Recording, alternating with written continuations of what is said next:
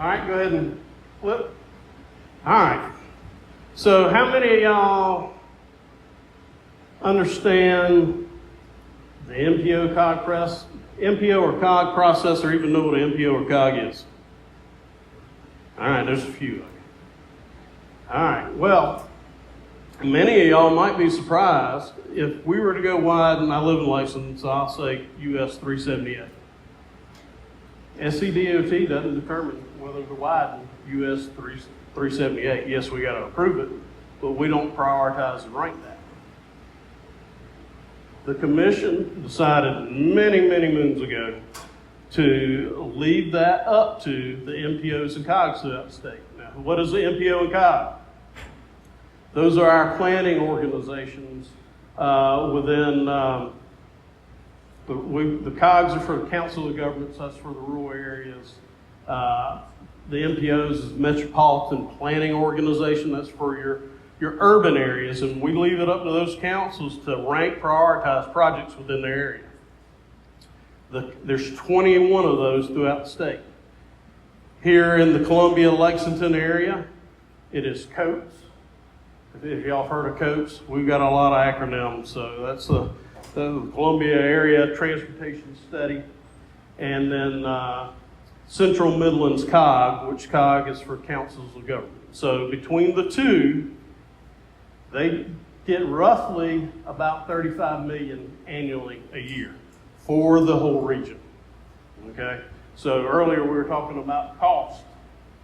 When you're trying to make this more of a regional area study and project, that $35 million only goes so far. But we leave that up to the MPOs and COGs to rank and prioritize. Now, who is on those boards? Typically, you've got local representatives, mayors, councilmen, things of that nature are typically on that, but they have their own organization where they rank and prioritize those projects. So $238 million goes towards that program a year. So that's the fifth one that I was talking about as far as major programs. All right, next. All right, EVs. How many of y'all have a electric vehicle? Show of hands. Nobody. I got one over there. He just kind of went like that. He alligator armed it. All right. Well, I'm sure everybody typically watches the Super Bowl every year, right? All right. Well, a couple of years ago, you got to looking at all the commercials. Everybody's looking at the commercials. So the beer commercials were all seltzers, which I can't do this. I just can't bring myself to it. At the time, which has changed, all the banking commercials were crypto, and all the car commercials were EVs, right? And so even last year, all the car commercials were EVs. Well, that's great, but what does that mean for South Carolina? Only 2% of the existing fleet are EVs. So it kind of puts that in perspective. So only 82,000 hybrids out of 3.3 registered vehicles throughout the state. But see the growth, over 600% in growth. So one of the things that we are having discussions on, because right now we generate our funding through the gas tax, is how are we going to address that? So that is something that we are forward thinking on, and we are having those discussions now. Next. All right, so, I was talking the funding for the EVs. So we're roughly at $60 now as far as vehicles. Where we've seen and we were on the front end of this 10, 15 years ago when we started taxing those vehicles. But things have changed, of course, costs have gone up. So more recent states have actually adjusted theirs to that $200 a year annual fee for EVs. So that just kind of gives you a perspective. And where does that $200,000 annually come from? That's just a national average of what you're typically spending on gas tax fees as you're driving throughout South Carolina. Now put that in perspective. $200 to be able to travel on the roads in South Carolina. how much is your phone bill monthly? Right? Kind of puts that in perspective. It's a cheaper rate to travel the roads. Go ahead. Carolina Crossroads. All right, Malfunction Junction. All right, so many of y'all have traveled through there. It's currently underway. Phase 1 and 2 are under construction. That includes everything there along Colonial Drive, as well as the construction that you're seeing there at Bush River Road. Phase 3, we've broken that up to 3 or 4 segments, I believe. And all this they can send to you so you can see it, or just go to Google Carolina Crossroads and you can see everything you want to see and more. But I've got 3 phases there. The big boy, of course, is there at the system-to-system, or the I-26, I-20 interchange. I'm sorry, my glasses. And that is looking to get started in 2028. And then you've got phase 4 and phase 5, which is the last segments there going out towards Irma that we're looking to like. So, any questions on Carolina Crossroads? That's probably the only project-specific thing I'm ready to talk about. All right, keep going. All right, Momentum 2050, going into towards the end here. Momentum 2050, we are in the process of developing our 20-year long-range plan. All right, we just sent out surveys and things of that nature, and I'll get to that later. So what is the 20-year plan? Well, we are looking ahead and looking to see where our investments need to go. So those 5 main programs that we talked about, do we need to adjust that? Do we need to take more out of resurfacing, put it more towards interstates? Do we need additional funding? Where are our gaps at? That is the process we're currently in right now. So we are looking and strategizing for our 20-year plan. Keep going. All right, so right now we currently have a survey. I've got to beat what we did 5 years ago. We had over 13,000 participants 5 years ago. So we've got to beat that. So if you get a chance, Google Momentum 2050 SCDOT, or hit the QR code. There is a survey really just to ask you, it's a 5-minute survey to ask you, where do you think we need to basically spend our money, where our needs at. It's not going to ask you, hey, I want my road resurfaced. I get it, everybody does, but that doesn't help me from a programming standpoint. So if you would, click on it or Google it and take the survey. With that, I'm open to any questions. Oh, there we go. Here comes the interactive part. Good morning. Good morning. Ty Westbrook with Global Core Strategies and Consulting. My daughter started middle school a couple years ago out in Northeast. Mm-hmm. She's in college now. I have another son who is in high school. He was in elementary.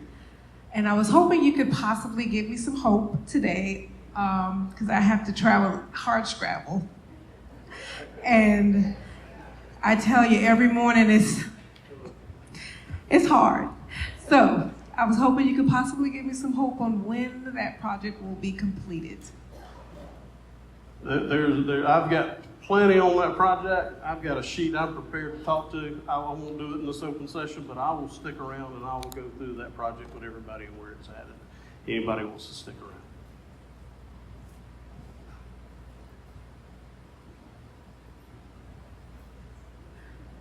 Hey, I'm Robbie Thomas, WIS. I will not ask you a hard scrabble question. This is my own personal curiosity. I'm curious to know how this works. I travel I-26, I-95 a lot to go down to South Georgia where my family lives. When you get to that I-95 bridge between Georgia and South Carolina, whose job is that? If you're going to widen the interstate, but the bridge comes back down to 4 lanes, what's going to happen? Good question. We're actually going to widen that bridge going into Savannah. With Georgia, it's really a rotation. every other bridge that other state owns and maintains. So Savannah actually, Georgia actually owns that bridge. So we've got to coordinate with them on that project. Where if you head south, if you know where 170 crosses, South Carolina owns that one. Then you got the Back River Bridge, which is where the big Talmadge Bridge crosses. Georgia owns that. So it goes Georgia, South Carolina, Georgia, South Carolina. But we coordinate with them on those projects. And it's basically, ultimately, when we're paying for them, it's a 50-50 split. Where at in South Georgia? Okay. All right. Traveled past there earlier last weekend. All right. Yes, sir. Is there a project plan for Corley Mill, I-20, and 378? Lexington County does have a project there that they're looking at. From an SCDOT perspective, no, we don't have anything planned. Corley Mill Road is in that MPO that I discussed earlier, the Coates MPO. It is in their long-range transportation plan. Yes, it's a need. My kids go to Lexington, but I'm very familiar with River Bluff or the small college there off of Corley Mill Road. But they're looking for funding. And ultimately, to do a project of that magnitude, they're more than likely going to have to pass a gas tax, would be my assumption. That will be a significant project, but they're looking to tie in everything. Where is it a Murphy's gas station there, right there at the church? Maybe tie in there, putting another signal, and they've got plans. They've looked at it. They do have plans. Yes. They've evaluated it. I think it's right now more of a funding issue than it. Does that have to come through y'all? We would have to approve it, yes. So we're tied into it, but they're developing the plans right now. Yes, ma'am.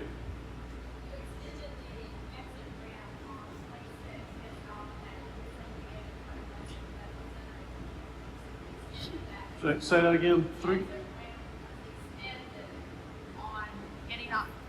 The exit ramp was extended on 378 where you get off on 26 exit ramp, right in front of Lexington Medical Center.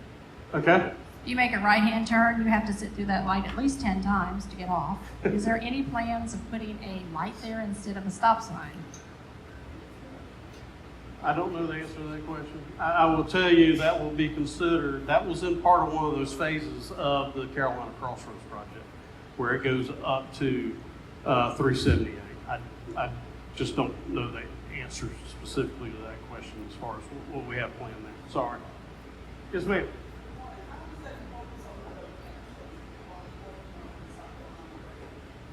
You all are responsible for in their inner cities, the rural areas. There's a separate plan, obviously, for you all to deal with those, but what is that plan and how do you all handle? Because many of the roads in these cities, especially in Columbia and other areas, are very, very old. And I don't know how much of it is you all, but what's the plan for making sure those roads are properly maintained? Okay, we're talking within the city or the rural areas, or just all in general? Within the cities, because, Okay. the interstates are being addressed based on what you just told us, but there's still a need for the roads that lead to those interstates. What is your plan, or how do y'all handle, is there a timetable for, refurbishing those roads that you all own? We're basically talking resurfacing, right? Yes. Okay. So, how many of y'all have seen, we've got vans that go out and evaluate our roads, and they go out annually. Basically, big vans, got all the kind of electronics on it. Those vans are roughly $750 to $1 million a pop, so please don't run into them. They go out and evaluate our roads annually on the primaries and interstates. On our secondary roads, or some of those roads that you're talking about, every other year. So we go out and evaluate them. All right. So again, earlier I mentioned we spend over $700 million annually on resurfacing. Got over 41,000 miles of roadway. All right, so let me go back to the gas tax. All right, 2017 it was approved. Prior to 2017, it was roughly 30 years until we had additional funding That was the last time the gas tax was increased, was in 1986. Okay, so unfortunately, the roads didn't get in bad shape overnight. We're not going to be able to fix them overnight, okay, because there wasn't an influx in funding. The other thing that we're going uphill against is that because we were only able to do so much, you've got to own and maintain, preservation, things of that nature. Well, if those roads have deteriorated to a point that it's a full depth patching mill, I mean, that's grind up the whole road and start from the beginning, as if the road never existed, because water and everything is settled all the way, just because that foundation, that base has deteriorated. So we've got to reconstruct that road versus doing I'll call it a mill and fill, just kind of, take off the top 2 inches and put down brand new top 2 inches. So we're facing an uphill battle. I will tell you the top 2 things, because we rank and prioritize. One of the first things that we look at and has a significant weight to it is the pavement quality index. All right, so when those vans go out and evaluate it, they're looking at that, and then there's a threshold that it's got to meet for it to even qualify. Okay, so once it qualifies, then the next thing that we're looking at, all right, well, how much traffic's traveling on this, right? Because we're spending more money, and within that pavement program, we're actually spending more money on the primary routes and the interstate routes than we are on the secondary. And you go, why is that? Because that's where 80% of the traffic is on. Okay, so the secondary roads, unfortunately, a little bit more neglected than the primaries and the interstates, but we're trying to, we got a lot of time we're trying to make up, so we're prioritizing where that money goes. Now, how many of y'all are familiar with CTCs or county transportation committees? Every county's got one. Okay, so they get funding as well. Of that 28.75 cents, they're getting roughly 4 cents of that. Okay, so on those, they can spend that on county roads, regardless of whether it's state roads or county roads. So they can put that towards their needs, and that's typically where they're spending their money, is on resurfacing those projects.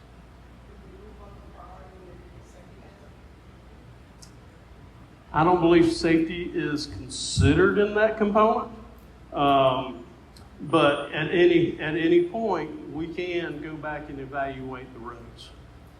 I mean, just because there's more potholes, all the roads have potholes. It's not gonna jump that road more than that one. It's just because it's got less potholes. Does that make sense? Okay. Yes, ma'am.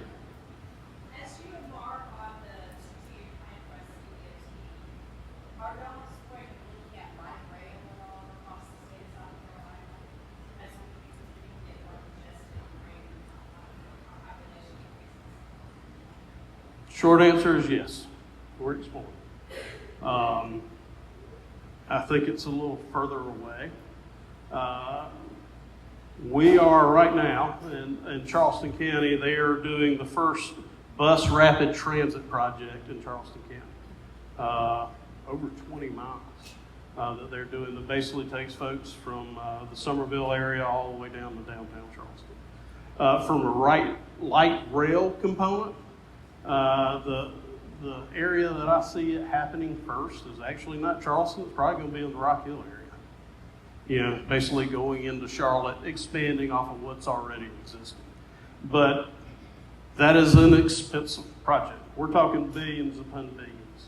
And so it's not something that the locals can just fund themselves. It's got to include state and federal money.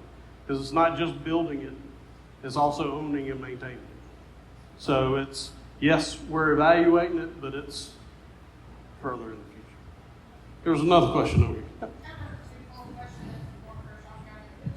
Okay. Do you foresee ever getting exit at how research rates Don't worry. the Kershaw County purchased property here for the school? So I was curious how the county and UT work together, because those parents will have to go all the way back to either Elgin or Pontiac We are not currently evaluating. And to my knowledge, we haven't been approached by Kershaw County as far as a new interchange. I will tell you, a new interchange, you were talking dollars earlier, new interchange is going to cost you somewhere between $75 to $100 million.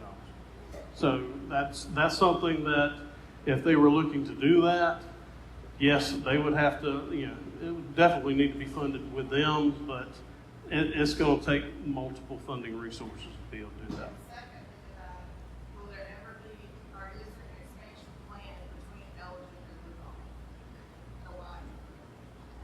On Highway 1? On Highway 1, that is actually in their long-range plan.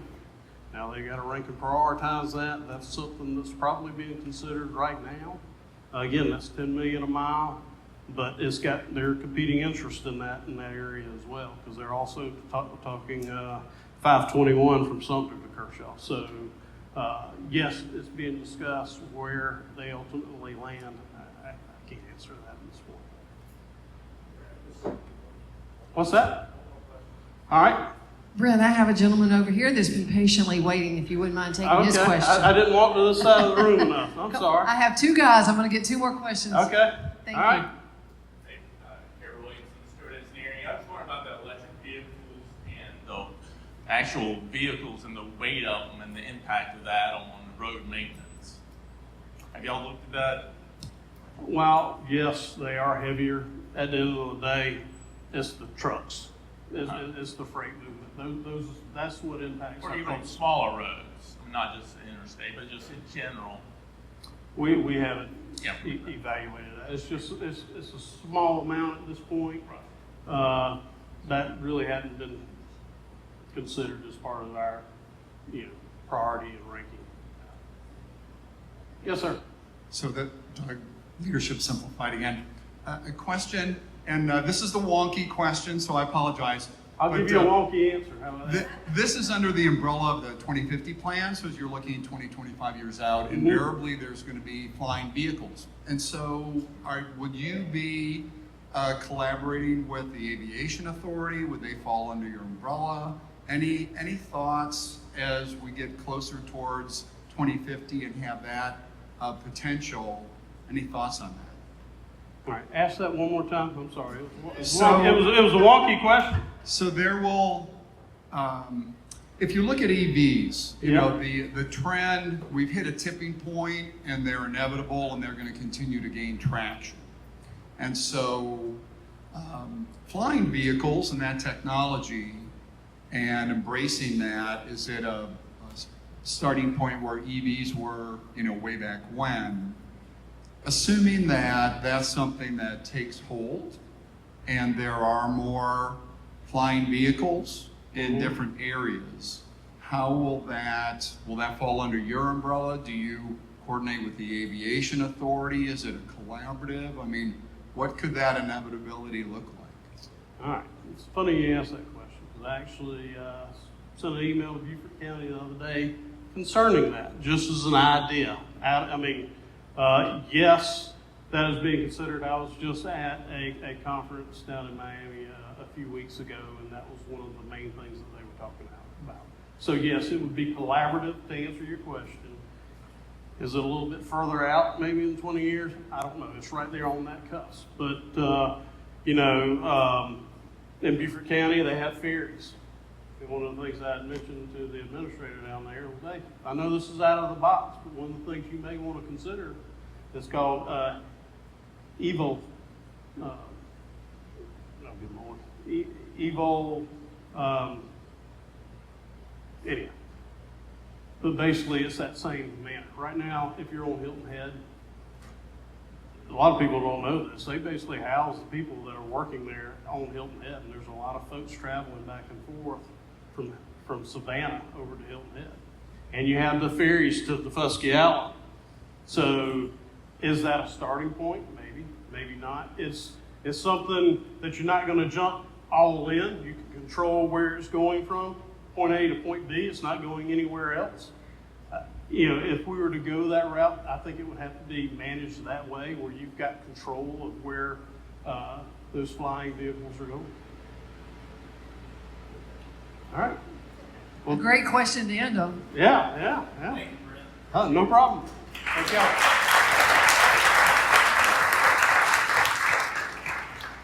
All right, next up, to talk about partner perks, we've got Steve Padgett from Blue Cross Blue Shield. While Steve's walking up here, just a quick couple public policy updates. Obviously, elections were yesterday. Some expected outcomes, some surprise outcomes, some runoffs coming up. We'd encourage y'all to vote in your runoff if it's in your district. Logan's going to send out the Friday Impact Bulletin, where she'll kind of detail all the races and the outcomes, so be on the lookout for that. And then the Budget Conference Committee at the State House continues to meet with hopes that we get a budget recommendation by the 24th of June. So we'll see how that goes, Ted. But good morning. So as we, I don't know if you saw, there was a little bird whispered in my ear, be brief. So as we get into the summer and you start looking into the fall in 2025, and we heard a little bit about 2050 today, I encourage you to consider Blue Cross when it comes time to look at health insurance. We heard a lot about why South Carolina is growing, and part of why we think that is because we're all local. This is home for us. Think of that when you think of Blue Cross. We're based on I-20. Right now there's no construction in front of the tower or the building at Percival Road, but thank you for that. But I travel the state to chambers all over the place, and I see the growth in every community in the state, and it is because of the fact that this is home for all of us. There's a reason why you hear a lot of folks say, oh, I moved here from Ohio. Anybody ever heard someone say, I'm moving to Ohio? Doesn't happen. This is home for us. So when it comes to that point, think of Blue Cross. We are here, we're based, our CEO is based in Columbia. All of our decision makers are here, and we are owned by our members. We are a mutual company, and there's not a stock option. It's what's in the best interest of our clients and our members. So when it comes to that point, I just encourage you to think Blue Cross. It's always great to be with the Columbia Chamber, so thank you all very much.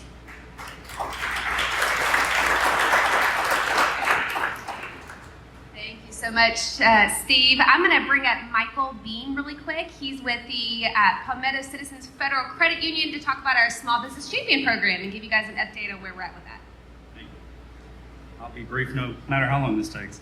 Palmetto Citizens is incredibly happy to sponsor this year's Small Business Champion along with the Columbia Chamber of Commerce. We all have one thing in common.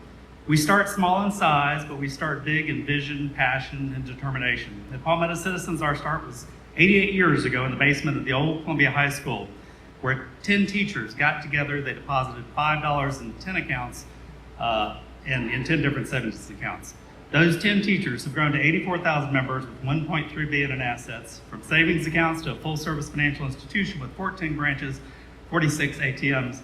And just like our champions that we're going to recognize today, we're open to serve all consumers and businesses in the Midlands. Today, each winner will receive a complimentary year's membership with the Columbia Chamber of Commerce, a Palmetto Citizens member to offer financial guidance and assist in any financial needs, and an assigned chamber diplomat to help their business navigate all the opportunities available at the chamber membership. It is my honor to announce this year's Columbia Chamber of Commerce Small Business Champions. And if you're here, please stand and let your business be recognized. Securia Drayton with Postal Plus Experts. Your products are a priority. Sheila Fluker with the Balloon Squad. You can't celebrate without balloons. Stephanie Garman with Stephanie Garman with Steve Garman Photography, a fine art wedding and lifestyle photographer. Ashley McCall with Williams & McCall Consulting LLC, unlocking the well-being for thriving workplaces. And Crystal Paulk with the Donut Guy, pickup, delivery, or you can commission a truck to bring donuts to your next event.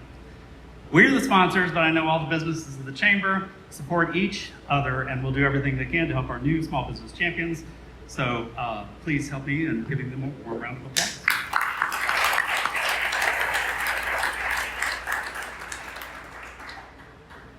Awesome. Thank you so much, Mike. For those of you that don't know, our Small Business Champions program is something new we started last year. At the Chamber, we value all business, but we want to invest and pour back into our small businesses. They're the lifeblood of our community. They keep us going, they keep us unique, and so we're very grateful to Palmetto Citizens for partnering with us on that program. More information to come about our upcoming class next year. If you're interested, please find one of our chamber staff. But again, welcome to all of our new members, and we hope that you will join us on their journey through the chamber for their first year. Leading into that, we have a couple other new partners in the room. If you see them, in addition to our small business champions, please welcome them. We've got Leadership Simplified, Doug back there. I know he had our wonky question. We appreciate that to keep it moving. And then we also have Rev Beauty and Infusion Clinic. So if you need a pick-me-up, they are the one to go see and check out. So they're in the room today, so make sure and welcome that. A couple quick announcements before I send you on your way. For those of you that don't know, we have our Power and Heels Women's event tomorrow night. It is not too late to register if you are a lady in the room. So it is our women's only event that we do to bring together our local women in business and in the community, just to come together and have a good time networking, encouraging, building each other up, hearing from some inspiring people and speakers as well. So if you'd like more information about that, please check out our website or come find me and I can help get you registered. And then we also have our small business breakout, June 25th, back here in this room, 8:30. A few of our speakers are here. We had Robbie and Jake with WIS and Jacob with Sun Solutions. So we'll be talking about marketing and branding and how to get your business out there and market it the best way possible to see the results that you would like to see for your business or company. So we'd love to have you there. We also have our new Gather and Grow Northeast is Wednesday, June 26th in the Northeast. So this is our first Gather and Grow meeting that we're getting together out there in that area for our newly formed business alliances. So we hope to see you out there if you're in the Northeast area. And then to quickly wrap it up, I'm going to bring up Michael Gandy with USC Press. He's going to do our drawing and giveaway with some fun reading for this summer. So pass it up to you. No, you can't. I'm Michael McGandy. I'm the director of University of South Carolina Press. We're a small nonprofit publisher, independent publisher. We're housed at the University of South Carolina, but we do operate like a business. We're not a terribly successful business. We're a nonprofit, but we do operate like a business.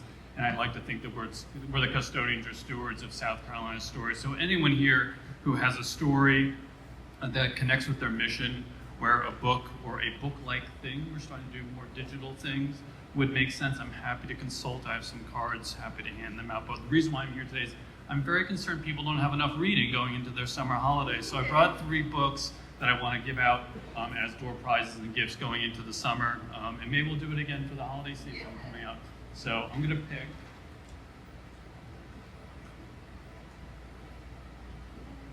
Madison Anderson.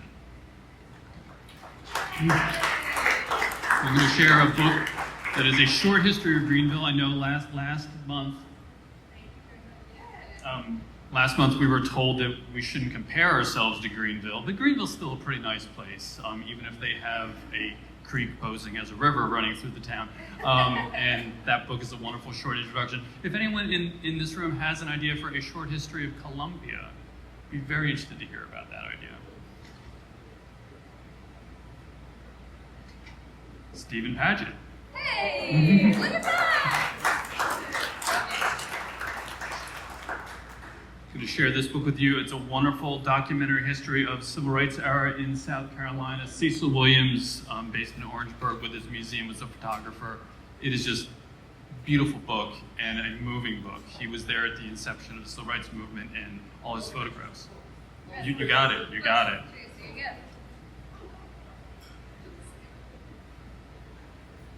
And Naeem Swinton.